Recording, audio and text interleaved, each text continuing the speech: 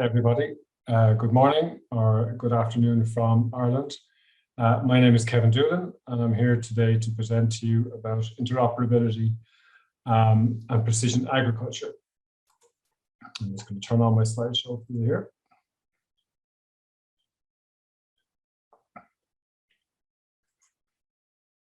So, first of all, I just want to introduce my research organization. I'm from the Walton Institute. We're an international research centre based in Waterford in the south of Ireland. We were founded back in 1996. We have around 80 staff and we're 100% self-funded. We cover the full research life cycle from basic to applied and to commercial research. To date, we've secured about 140 million euro in funding. We have about 700 partners and customers worldwide. Also, because we're part of an academic organization, we graduate PhD students and we do peer-reviewed publications. And in case anyone there is wondering exactly where we're located, you can see it here on the map of Europe. We're right down in the south of Ireland. So today I'm going to present the EU perspective on digitalization. And of course, interoperability is a critical component of that. The slide here shows the level of investment in research and development coming from the European Commission, which looks specifically at digitalization of European industry and services under the Horizon 2020 programme. Horizon 2020 is the EU's R&D funding programme and has recently been replaced by Horizon Europe. So you can see here on the slide that, for example, 30 million euro has been dedicated to the area of digitizing and transforming European industries and services using platforms and pilot projects. And that's what I'm here to talk about. So when we look at the challenges facing the ag tech sector, we must firstly look at the sectoral or policy requirements that exist today. Modernization of the CAP is a very critical element, with its focus on, for example, rebalancing power in the food chain, supporting generational renewal, ensuring fair income and protection of food and health quality. A lot of these can be addressed through digitalization. However, there are a number of bottlenecks that have to be overcome, such as there's a lack of infrastructure, connectivity and broadband in many regions in Europe. And without these, it's very difficult to bring cutting edge technology closer to the field. There's sometimes limited awareness on behalf of farmers about the benefits that technology can bring. So it's not just enough to assume that if we build the technology, they'll use it. Farmer skills also need updating to engage in a meaningful and productive way with technology. On the technical side, interoperability between systems is relatively limited, often through a lack of defined standards or indeed walled garden business models. Additionally, ownership of data is quite critical. So if you think about the future common agricultural policy, we're trying to rebalance power there, but how can we do that if farmers can't retain ownership of their data? Beyond these limiting factors, of course, there's also a number of risks related to digitalization. So, for example, the digital divide, particularly between small farmers and large multi-farm players, can increase if equal access to technology is not provided. The impact on jobs too must be considered, because the more we automate, potentially the less we need humans, which isn't necessarily a good thing. To add to the mix then, we also have pressures from the European Green Deal. But this can be seen as an opportunity. You know, increased technology deployment and increased support of intelligence can make great inroads towards sustainability and carbon neutrality, but not without considering the challenges I just previously mentioned.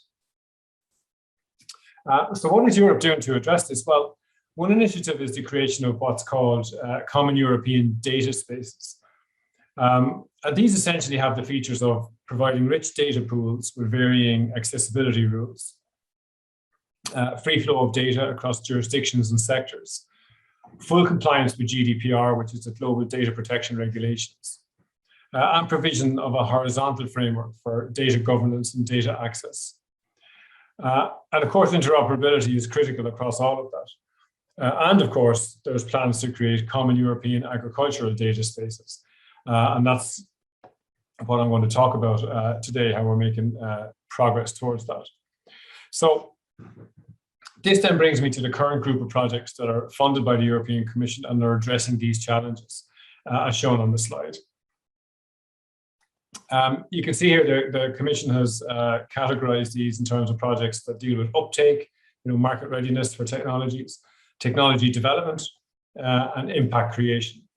And they've listed projects such as DEMETER and Atlas, which I'll talk about today, under technology development. There's another one that we're involved with there called NEVA, which is about digital solutions and tools to modernize the common agricultural policy. But DEMETER and Atlas are the ones I want to focus on a little bit today. You could argue actually that DEMETER should also overlap onto the uptake column, considering we've launched open calls. In other words, we provide funding to SMEs to join the project and take the results back out. And we're studying adoption models in the farming sector. So first of all, I'm just going to turn to the Atlas project. So Atlas is effectively the sister project to DEMETER. And Atlas focuses on interoperability on a machine level, a sensor level, and a data level.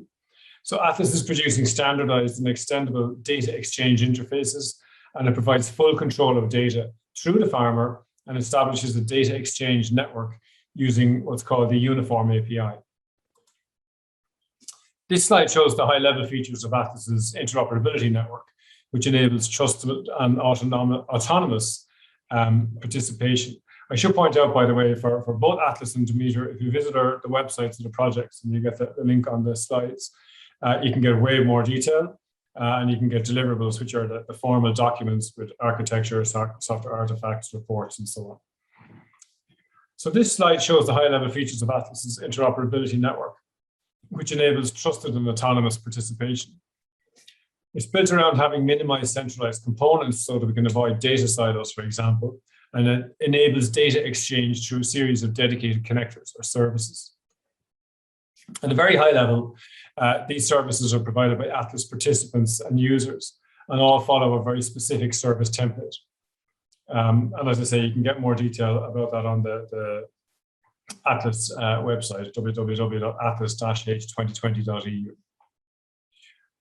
So this brings me on to DEMETER, which is the project I'm personally coordinating. In case anyone's wondering, DEMETER is the Greek goddess of agriculture. That's where we picked the name. So what is DEMETER? Well, we're a large-scale project of 60 different partners across 18 countries. And these partners can be public administrations, farm advisory services, large-scale industry, for example, John Deere, and academic and research organizations, for example, the Walton Institute. Now, a core goal of the project is to implement interoperability right across the agri chain from farm to fork, but particularly at a data level. To verify the results of the project, we've planned 20 different pilots across 5 major sectors, and these are already underway. We also plan significant dissemination of our results, which we hope will result in increased uptake of those results through the involvement of the World Farmers Organization, which is a key partner. And the map here shows the location and spread of our pilots across Europe, and I'll reference the pilots at the end of the presentation. First, I just want to briefly touch on our technical approach, even though I know time is quite limited here. So in this slide, you can see the essence of DEMETER, and at the heart of the system, we have the DEMETER Enabler Hub, and this provides a certain suite of functionality. For example, the DEMETER Dashboard, which is the sole entry point to the DEMETER ecosystem for developers and other stakeholders. It also makes available 2 interaction spaces, which are the stakeholder open collaboration space and the agricultural interoperability space. And it makes those available to the human users of DEMETER. It also enables DEMETER end users like farmers, agronomists, cooperatives, and so on to discover DEMETER-enabled applications. And it offers them user-friendly interfaces to access, understand, and control any data captured or inferred by DEMETER. They can also perform basic admin tasks over their DEMETER accounts or get an overview about the usage of their personal data by external stakeholders, for example. It's also used by DEMETER stakeholders to provide their feedback regarding their perceived experience and added value of the DEMETER-enabled commodities that they used. So this ecosystem is an environment where interested developers and stakeholders can register their offered software capabilities and resources, thus acting as what we call DEMETER providers. DEMETER consumers then, on the other hand, can browse the Enabler Hub to discover any capabilities, services, and resources that might match their criteria. So essentially, what do they want to do on their farm from a technical standpoint? The Hub verifies all the identities and it provides support necessary to discover capabilities and resources that match their criteria. The enablers that are made available through the hub are either services developed by DEMETER or resources that are offered by external stakeholders, for example, third-party service providers or platform providers. We also connect here to the resources, connect the resources to the AIS, which is our agricultural interoperability space. And this provides team-up creation for relevant combinations of tools and services for farmers, as well as what we call the SOCs, which is the stakeholder open collaboration space, which is there to support knowledge sharing.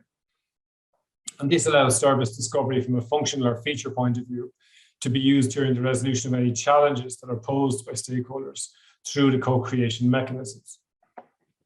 Critical to all this is what we term the multi-actor approach, in which we support the co-creation of needs, the co-generation of solutions, the co-shared responsibility for efficient deployment, and co-organized support for optimal adoption of technology.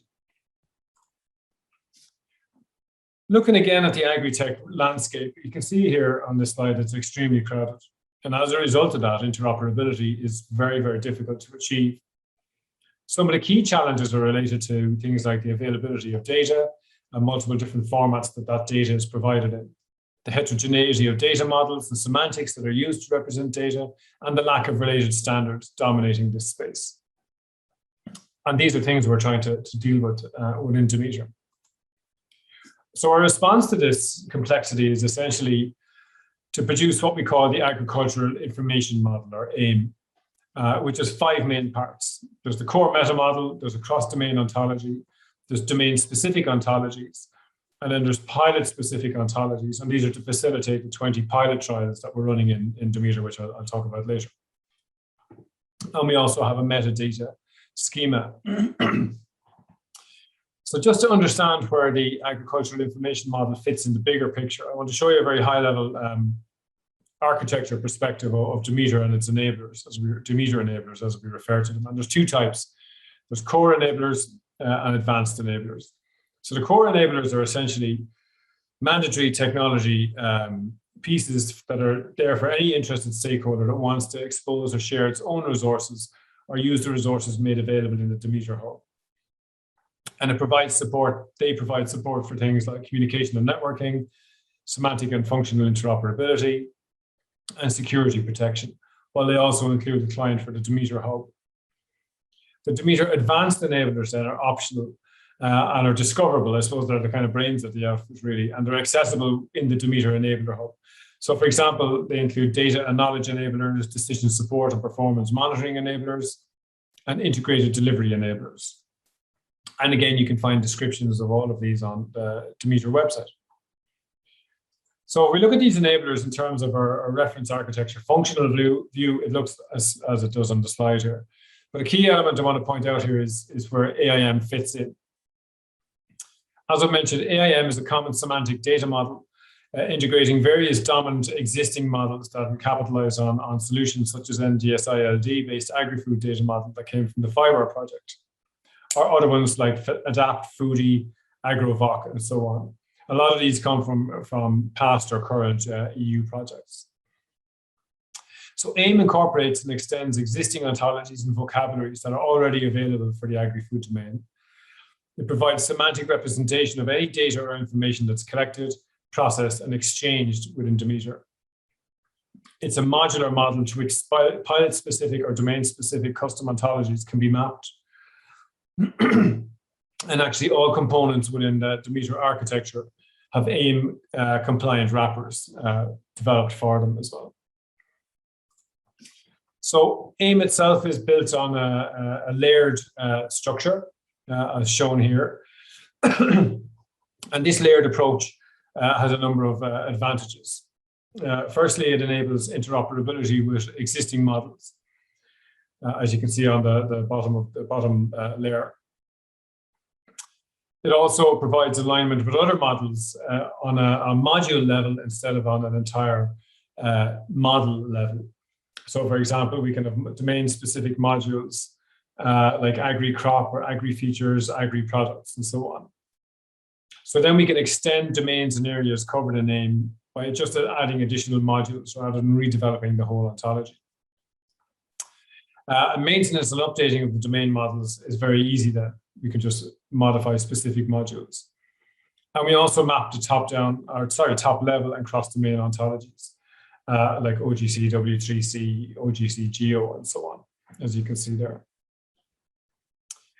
In terms of the data that we represent with AIM, there's quite a wide variety there.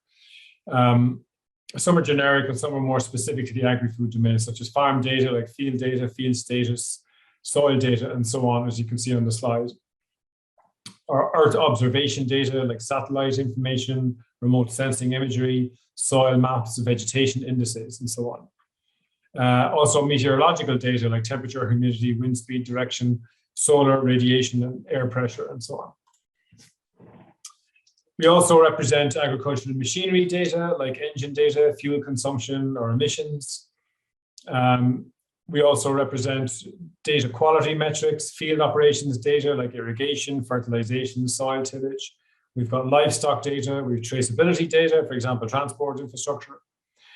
There's financial farm data, benchmarking data, and key performance indicators, and of course, farmer information as well. Having this rich suite of information is very important to us and to the interoperability in general, because it means we can integrate these different data sources and infer new meaning and provide more intelligent services to help serve the farmer. In terms of semantic interoperability, then, AIM provides the basis to enable a semantic interoperability data space. It defines these data elements that are concepts, properties, and relations that are relevant to agri applications, including semantics associated with the information exchanged. AIM establishes semantic mappings as well to various standards and ontologies, many of which were developed in previous EU projects like FIWARE, Inspire, Foodie, and so on, but also things that come out of organizations like ETSI, like Safe for Agri. So the slide here shows the next steps and the future plans for AIM. And by the way, I meant to mention, if anybody is interested in a deeper dive into AIM, we'd be happy to set up a WebEx, for example, where we can actually give you a more detailed presentation and a demonstration of how AIM operates. So please reach out to me if that's of interest. In terms of future plans, we want to extend AIM with traceability aspects and integration with more isobus concepts. Also interaction with Gaia-X, which is a European project that aims to create decentralized data ecosystems for Europe, which can then be applied to multiple verticals. We also want to carry on extending AIM with more semantic mappings and technology that are specific to our DEMETER pilots. And by the way, the output of all of this will be provided in our deliverable D2.5, which is going to be released in October 2022. And just to note again, all our deliverables will be made available on the DEMETER website, from our initial architecture requirements and so on. So it's well worth visiting. We also have some reports there on things like technology adoption, barriers with farmers. So lastly, I just want to conclude by just briefly mentioning some of the pilots that we've underway within DEMETER. And the reason we have these pilots is to verify the systems and technologies that they work as we've planned. So we have 20 different pilots organized into 5 broad categories, as you can see on the slide. Each has a very different focus, and each pilot is actually described on our DEMETER website in detail. But for example, under arable crops, we're looking at things like water and energy management. So for example, smart energy management in irrigated crops or optimal rice irrigation. Also under the arable crops banner, we're looking at precision farming. So things like in-service agricultural machinery condition monitoring, or data brokerage and decision support systems. Also things like benchmarking at farm level.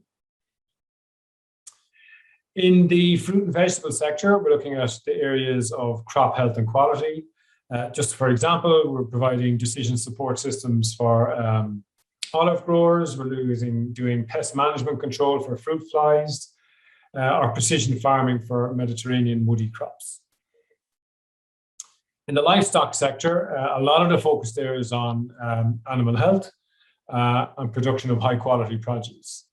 So we have things like a dairy farmer's dashboard for the milk production chain, and another dashboard for the meat production chain, for example. And this enables proactive milk quality control, just as an example. Then we've a couple of cross-sectoral pilots which try and span the entire supply chain, again, from farm to fork. So, for example, pollination optimization in apiculture, or enabling transparency in the poultry industry's supply chain. We also have a pilot on the farm of things in extensive cattle holding. So I would recommend anyone to visit our website, take a look at the pilots and contact us if you want any more detail of what we're doing there and the types of results that are coming out. It might look a little bit weird, this quite wide variance of sectors that we're addressing within the project, and you might be wondering why we're doing that. The reason is to ensure that the kind of core solutions we're developing in DEMETER are relevant and are applicable and can be deployed in as many diverse settings as we can find. And that's the strategy we've taken with our diverse rollout of these pilots. And that's the end of my presentation. I'm assuming everyone will get a copy of the slides. My contact details are on the last slide here. Please do reach out if you have any questions or comments or thoughts. Thank you.